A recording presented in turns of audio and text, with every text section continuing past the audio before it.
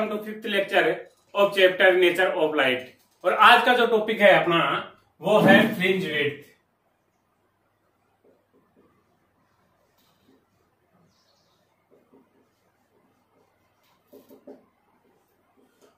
Fringe width, तो देखो fringe width क्या होती है। यंग जो एक्सपेरिमेंट था उस यंग्स के एक्सपेरिमेंट में अपन ने फ्रिंजें पढ़ी थी, ठीक है। तो यंग का जो एक्सपेरिमेंट था उस यंग के एक्सपेरिमेंट में इस तरह से फ्रिंज बन रही थी। ये यहाँ पे डार्क फ्रिंज बन गई, फिर ब्राइट फ्रिंज बन गई थी, और फिर से डार्क फ्रिंज बन गई, फिर ब्राइट फ्रिंज, और फिर से डार्क फ्रिंज बन गई। तो फ्रिंज विड्थ होती है ये दो डार्क फ्रिंज के बीच में डिस्टेंस या फिर दो ब्राइट फ्रिंज के बीच में जो डिस्टेंस होती है उसको अपन फ्रिंज विड्थ कहते हैं। तो फ्रिंज विड्थ क्या हो गई, the distance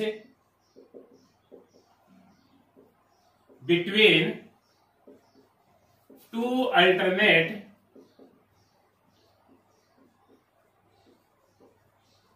dark and bright fringe are known as fringe width. दो अल्टरनेट डार्क फ्रिंज या ब्राइट फ्रिंज के बीच में जो डिस्टेंस होती है उसी को अपन फ्रिंज विड्थ कहते हैं। तो आज अपन इस फ्रिंज विड्थ को कैलकुलेट करेंगे, फाइंड आउट करेंगे कि कैसे अपन इस फ्रिंज विड्थ को निकाल सकते हैं। इसका एक डेरिवेशन करेंगे। तो डेरिवेशन के लिए देखो अपन ने क्या किया, सबसे पहले जो है अपन ने दो कोहेरेंट लाइट सोर्स माने। तो अपन ने जो है ये दो कोहेरेंट लाइट सोर्स मान लिए। माना ये S1 लाइट सोर्स हो गया अपने पास में, और दूसरा जो है ये सोर्स है अपने पास में S2।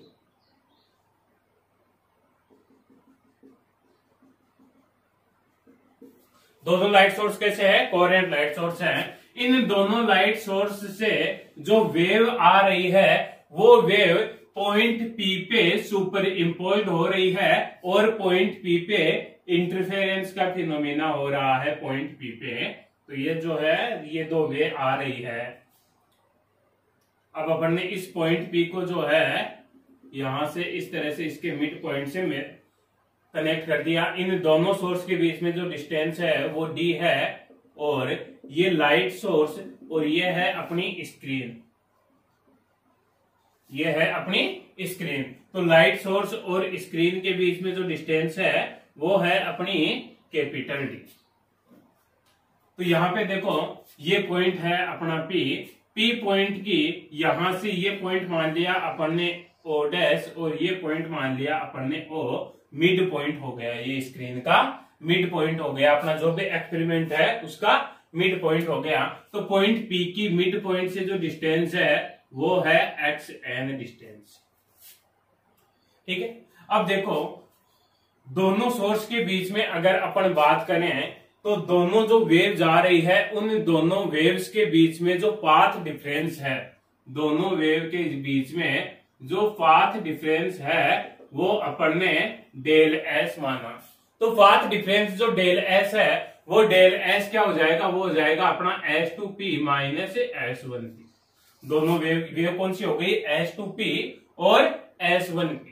तो पाथ डिफरेंस जो है वह डेल S हो गया। पाथ डिफरेंस कैसे निकालेंगे इन दोनों वेव को, अगर डायग्राम में अपन पाथ डिफरेंस फाइंड आउट करना चाहें तो अपन क्या करते हैं, ये जो सोर्स है अपना S1, इस सोर्स से ये जो वेव है S2P, इस वेव पे अपन ने एक परपेंडिकुलर ड्रॉ किया इस तरह से।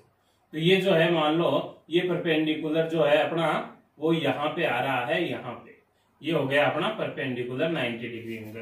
तो ये जो डिस्टेंस है ये डिस्टेंस कितनी हो जाएगी, पाथ डिफरेंस की इक्वल हो जाएगी। और ये पॉइंट जो है अपन ने A ड्रॉ कर दिया, ये पॉइंट है अपना A, और यहाँ पे ये जो एंगल है ये थीटा एंगल बन रहा है। तो ज्योमेट्री से या एज्यूम्पशन से आप कंसीडर कर लो कि अगर ये एंगल अपने पास में थीटा है तो अपने पास में यह एंगल भी थीटा होगा। ये एंगल अगर अपने पास में थीटा है तो ये एंगल भी अपने पास में थीटा होगा। तो अब अपन यहाँ पे दो ट्राइंगल कंसीडर करते हैं। देखो कौन कौन से triangle, right triangle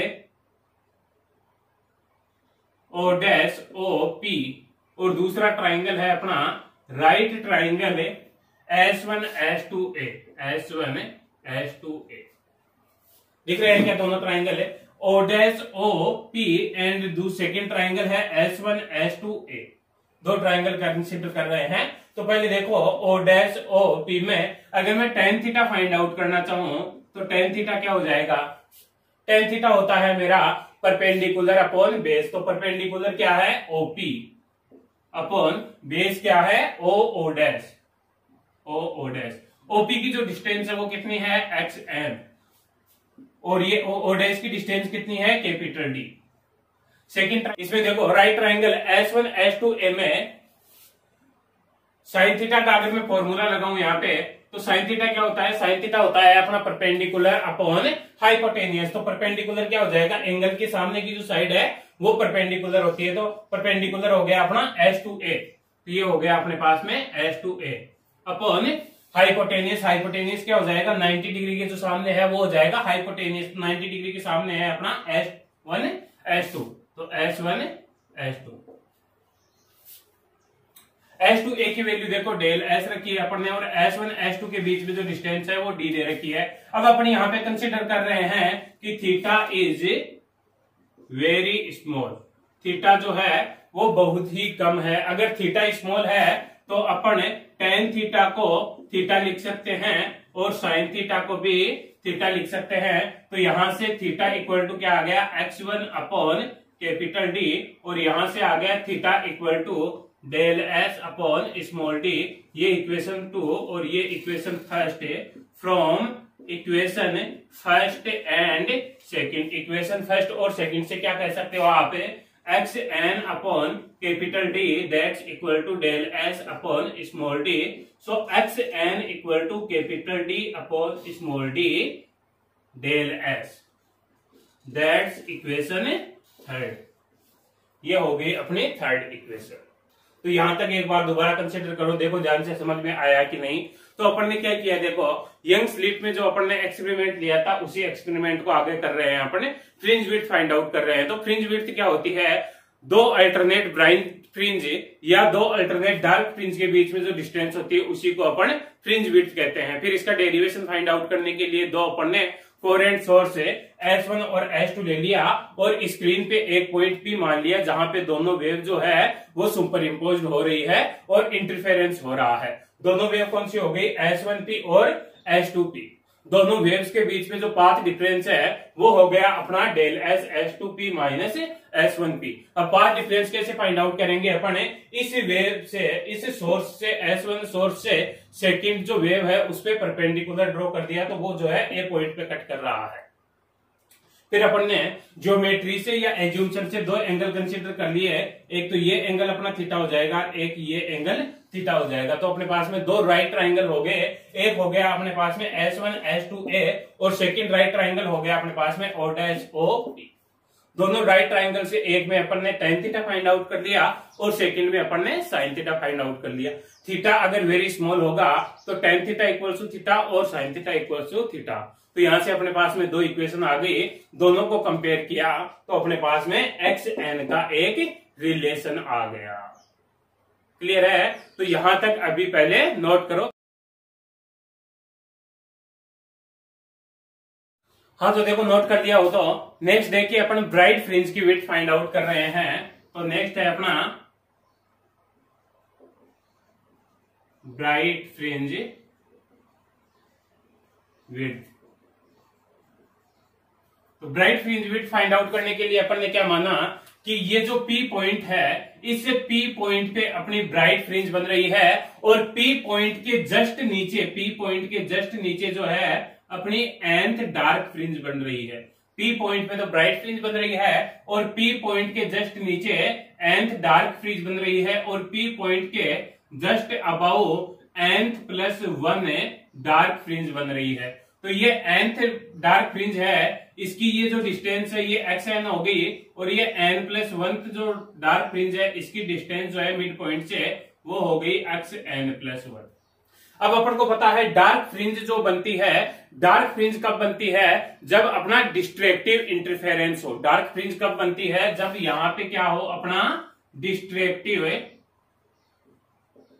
interference.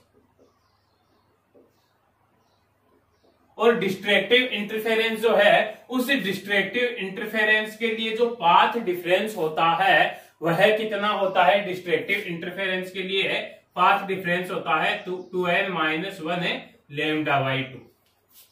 2n-1 λ/2 destructive interference के लिए पाथ डिफरेंस होता है। तो nth फ्रिंज जो बन रही है, nth डार्क फ्रिंज जो बन रही है, उसके लिए पाथ डिफरेंस क्या हो जाएगा, पाथ डिफरेंस और nth डार्क फ्रिंज वो हो जाएगा अपने पास में 2n-1 λ/2। 2n-1 λ/2।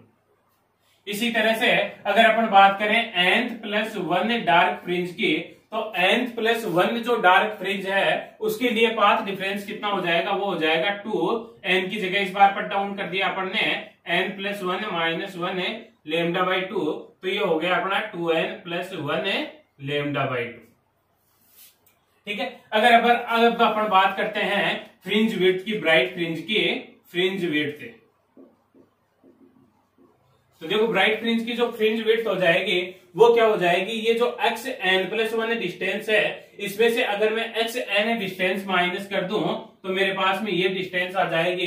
कहने का मतलब दो अल्टरनेट डार्क फ्रिंज जो है उनके बीच की जो डिस्टेंस होगी वह किसे रिप्रेजेंट करेगी, ब्राइट फ्रिंज की फ्रिंज विड्थ को रिप्रेजेंट करेगी। तो फ्रिंज विड्थ क्या हो जाएगी मेरे पास में, फ्रिंज विड्थ हो जाएगी xn+1 - xn।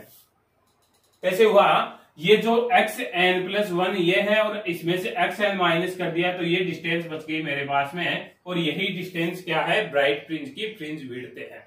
दो अल्टरनेट डार्क फ्रिंज की फ्रिंज विड्थ में से, दो अल्टरनेट डार्क फ्रिंज की लेंथ में से अगर मैं माइनस कर दूं तो ये मेरे पास में ब्राइट फ्रिंज की फ्रिंज विड्थ बच जाएगी। ठीक है, तो ये हो गई मेरे पास में fringe width xn+1 - xn। xn का फॉर्मूला अभी अपन ने देखा था, xn का जो फॉर्मूला था वो था अपने पास में D/d into path difference. xn+1 के लिए, जो n+1 के लिए पाथ डिफरेंस कितना है 2n+1 λ/2, और xn के लिए हो जाएगा D/d 2n-1 λ/2। तो इसमें से जो कॉमन आ रहा है उसको कॉमन ले लिया अपन ने λ/2, और ये कर दिया 2n+1, इधर हो गया 2n+1। तो ये फाइनली क्या आ गया अपना कैपिटल λD/d जो है ये आ गया अपना बीटा ब्राइट। ब्राइट फ्रिंज की फ्रिंज विड्थ आ गई λD/d। तो देखो ब्राइट फ्रिंज की फ्रिंज विड्थ फाइंड आउट करने के लिए अपन ने क्या किया, अपन ने P पॉइंट जो है उस पे ब्राइट फ्रिंज बांध ली, और P पॉइंट के जस्ट नीचे nth नंबर की डार्क फ्रिंज है, और P पॉइंट के जस्ट ऊपर n+1 डार्क फ्रिंज है।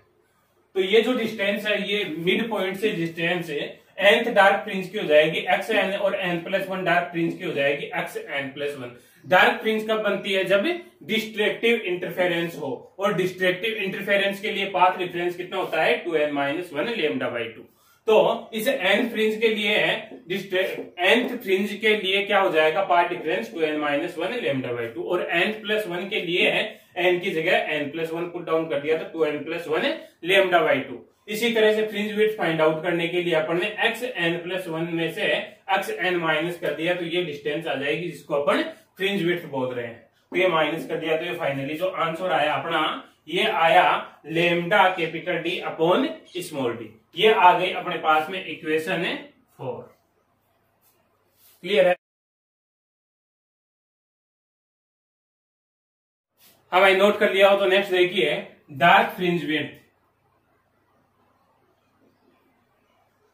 Fringe width of dark fringe.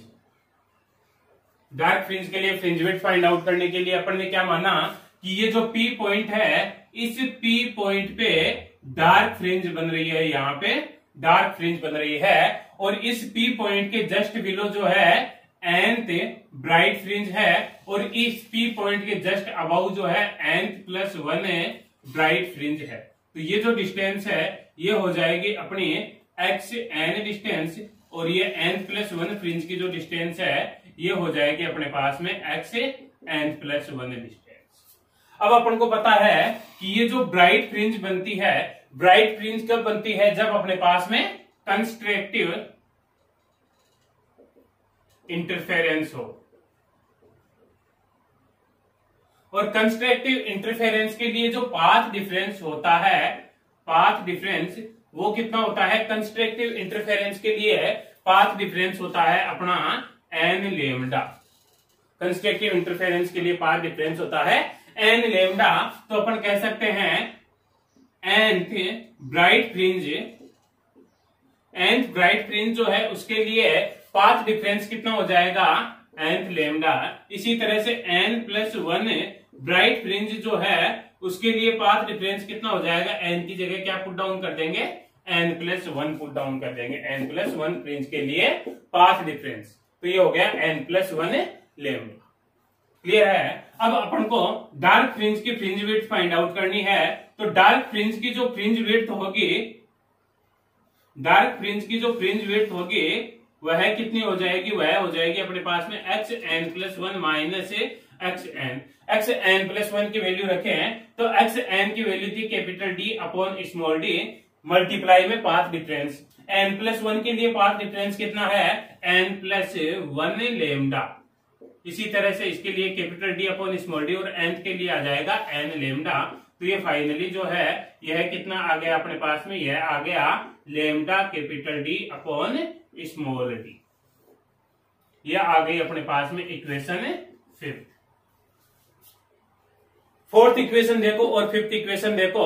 अगर अपन फिफ्थ इक्वेशन फोर्थ और फिफ्थ इक्वेशन को कंपेयर करें तो अपन कह सकते हैं कि bright equals to beta dark that's equal to lambda capital D upon small d। यह आ गई अपने पास में इक्वेशन 6। तो यहां तक क्लियर है। ब्राइट फ्रिंज की फ्रिंज विड्थ फाइंड आउट करने के लिए देखो अपन ने क्या किया है, एक बार रिवाइज करते हैं फटाफट। तो डार्क फ्रिंज की फ्रिंज विड्थ फाइंड आउट करने के लिए अपन ने P पॉइंट पे डार्क फ्रिंज की एज्यूम्पशन ले लिया और P पॉइंट के जस्ट बिलो जो है nth नंबर की ब्राइट फ्रिंज बन रही है और P पॉइंट के just above nth+1 bright fringe बन रही है। ब्राइट फ्रिंज के लिए अपन को पता है कंस्ट्रक्टिव इंटरफेरेंस होता है और कंस्ट्रक्टिव इंटरफेरेंस के लिए पाथ डिफरेंस n लेमडा होता है। तो nth जो ब्राइट फ्रिंज बन रही है उसके लिए पाथ डिफरेंस हो जाएगा n लेमडा और n+1 ब्राइट फ्रिंज के लिए हो जाएगा n+1 लेमडा। तो अगर अपन डार्क फ्रिंज की फ्रिंज विड्थ फाइंड आउट करें तो इस xn+1 में से xn माइनस कर देंगे तो अपने पास में ये डिस्टेंस आ जाएगी जिसको अपन बीटा डार्क कहेंगे। तो देखो xn+1 माइनस xn का फॉर्मूला था अपना capital D small d into del S. Capital D small d और डेल एस था अपना पाथ डिफरेंस। तो पाथ डिफरेंस पुट आउट कर दिया n+1 के लिए n+1 लेमडा और n फ्रिंज के लिए n लेमडा। इसको सोल्व जब किया तो अपने पास में बीटा डार्क की वैल्यू आ गई lambda capital D upon small d। तो ये आ गए अपने पास में इक्वेशन 5। अब अपन इक्वेशन 4th और 5th को कंपेयर करें तो अपन को पता चला कि ब्राइट फ्रिंज की फ्रिंज विड्थ और डार्क फ्रिंज की फ्रिंज विड्थ जो थी वह दोनों की इक्वल थी और वो कितनी थी? Lambda capital D upon small d। तो ये था अपना डेरिवेशन।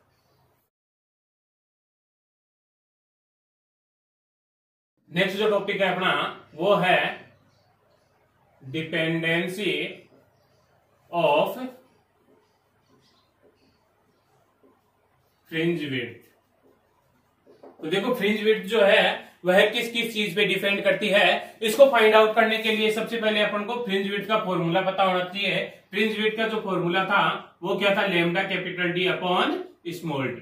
तो इस फॉर्मूले से देखो अपन क्या कह सकते हैं, फ्रिंज विड्थ जो है वह कैपिटल D के प्रोपोर्शनल है। कैपिटल D क्या है?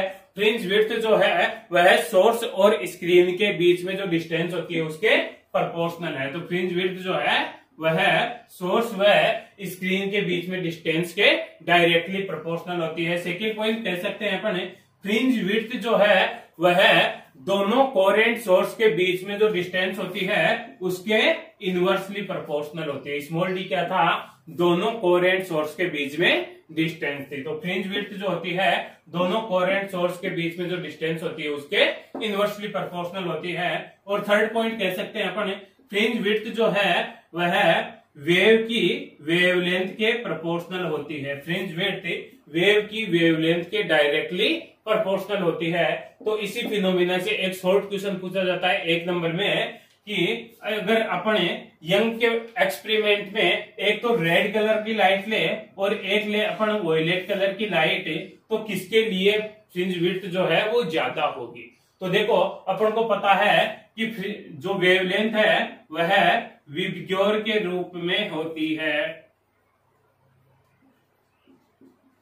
विबग्योर के रूप में इंक्रीजिंग वेवलेंथ के रूप में होती है। तो यहां से वेवलेंथ किसकी ज्यादा हुई, रेड कलर की वेवलेंथ ज्यादा है, तो रेड कलर के लिए फ्रिंज विड्थ भी ज्यादा हो जाएगी। तो अपन क्या कह सकते हैं, रेड कलर के लिए फ्रिंज विड्थ जो है वह वोयलेट कलर की फ्रिंज से ज्यादा होती है। और नेक्स्ट जो है, अगर अपन यही जो एक्सपेरिमेंट किया है, पहले अपन ने यह एक्सपेरिमेंट फ्रिंज विड्थ का एक्सपेरिमेंट एयर में किया और सेकेंड टाइम इसी एक्सपेरिमेंट को पूरे सेटअप को ले जाकर के अपन ने किसी मीडियम में पुट डाउन कर दिया। जैसे अपन जो एक्सपेरिमेंट कर रहे थे उसमें अपन ने पूरे में वाटर फिलअप कर दिया, तो किसी मीडियम में ले गए, तो मीडियम में जो फ्रिंज विड्थ होगी वह डिक्रीज हो जाती है और वो कितनी हो जाएगी, अपनी जितनी फ्रिंज विड्थ एयर में थी उस फ्रिंज विड्थ में अपन मीडियम के रिफ्रैक्टिव इंडेक्स से डिवाइड कर देंगे, तो अपने पास में मीडियम की फ्रिंज विड्थ आ जाएगी।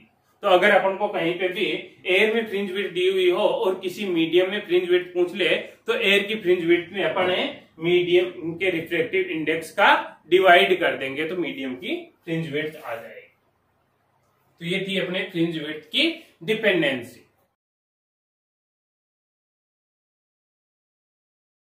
हाँ, तो देखो नोट कर लिया हो तो आगे नेक्स्ट देखिए, interference of white light, interference of white light.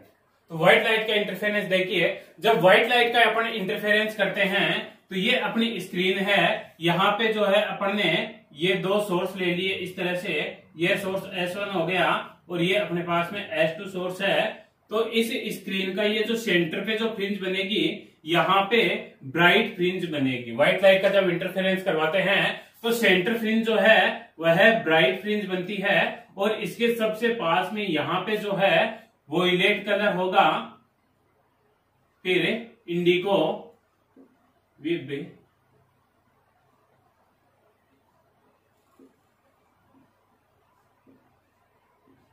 VIBGYOR,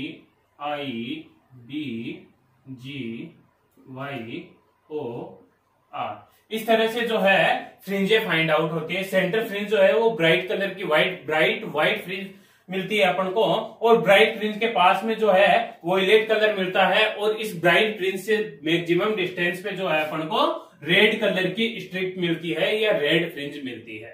तो यह जो है पैटर्न, यह किसी भी अपने जो एक्सपेरिमेंट है उसकी सेंट्रल पोजीशन फाइंड आउट करने के लिए यूज में लिया जाता है, क्योंकि अपन यहां से सेंट्रल पोजीशन फाइंड आउट कर सकते हैं, क्योंकि सेंट्रल पोजीशन पे ही अपनी ब्राइट फ्रिंज बनेगी। जबकि अगर अपन अदर लाइट से अगर यह एक्सपेरिमेंट करवाते हैं तो जितनी भी डार्क फ्रिंज और ब्राइट फ्रिंज बनती है, उन सभी डार्क फ्रिंज और ब्राइट फ्रिंज की जो इंटेंसिटी होती है वो सेम होती है। तो उस एक्सपेरिमेंट में अपन सेंट्रल पोजीशन फाइंड आउट नहीं कर सकते हैं। तो किसी भी एक्सपेरिमेंट में सेंट्रल पोजीशन फाइंड आउट करने के लिए अपन व्हाइट लाइट का इंटरफेरेंस करवाते हैं। तो व्हाइट लाइट के इंटरफेरेंस से सेंट्रल फ्रिंज जो है वो ब्राइट बनती है और ब्राइट फ्रिंज के पास में वोयलेट कलर की स्ट्रिप बनती है, और इस सेंट्रल ब्राइट फ्रिंज से मैक्सिमम डिस्टेंस पे रेड कलर की स्ट्रिप बनती है। ऐसा क्यों होता है, क्योंकि ये जो सेंटर में जो लाइट आ रही है, सेंटर में जो वेव आएगी, जो सेंटर में जो वेव सुपर इम्पोज्ड होगी, उन वेव के बीच में पाथ डिफरेंस जो है वो 0 होगा।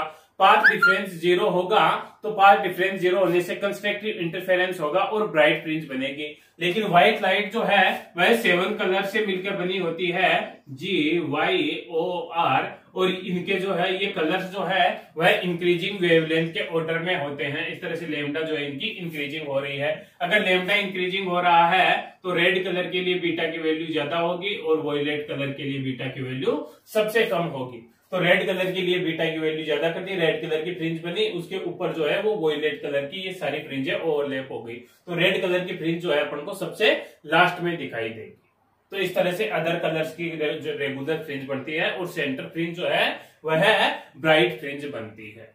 तो ये था अपना व्हाइट लाइट का इंटरफेरेंस। तो आज का लेक्चर इतना ही है। लेक्चर को नोट करो अच्छे से, चैनल को लाइक करो, सब्सक्राइब करो, कमेंट करो, शेयर करो। Okay, thank you.